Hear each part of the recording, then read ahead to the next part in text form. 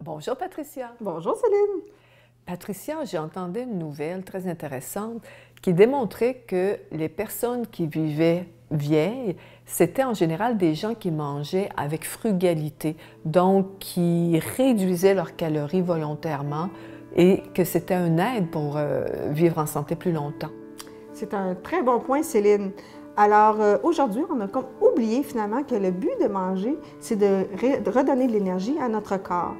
On mange pour toutes sortes de raisons, en fait. On mange parce qu'on veut se faire plaisir, parce qu'on est en colère, parce qu'on est frustré, parce qu'on s'ennuie. Donc, si je comprends bien, tu nous dis que la plupart des gens, on ne mange pas pour vivre, mais que nous vivons pour manger. Exactement. Fait que dans le fond, ce que je vous propose, c'est la prochaine fois que vous mangez quelque chose, par exemple des crottes de fromage, des bonbons, des chocolats, de vous demander « Est-ce que j'ai faim? » Puis si la réponse est non, bien, vous observez dans le fond à quel besoin vous essayez de répondre avec la nourriture.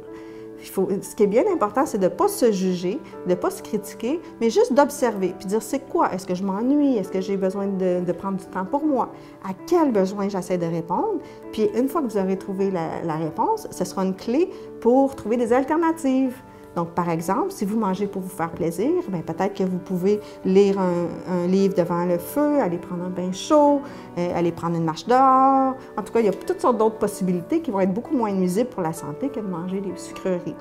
Donc, c'est de prendre le temps d'écouter si vraiment dans notre estomac, nous avons faim. Et surtout, si on vient de souper puis que ça fait juste 30 minutes qu'on a terminé de souper, on doit se douter que ce n'est pas une faim réelle. Exactement, tout à fait. Puis, ce qu'il faut savoir, Céline, c'est que si on mange pour une autre raison que pour s'énergiser, bien, on ne répondra jamais à ce besoin-là par l'alimentation. Il ne pourra jamais répondre à le besoin. Puis, c'est peut-être ce qui pourrait expliquer que quand on commence un sac de chips, on a de la difficulté à s'arrêter. Merci, Patricia. De rien, Céline. Vous aimez nos capsules? Visitez notre site web pour obtenir plus d'informations.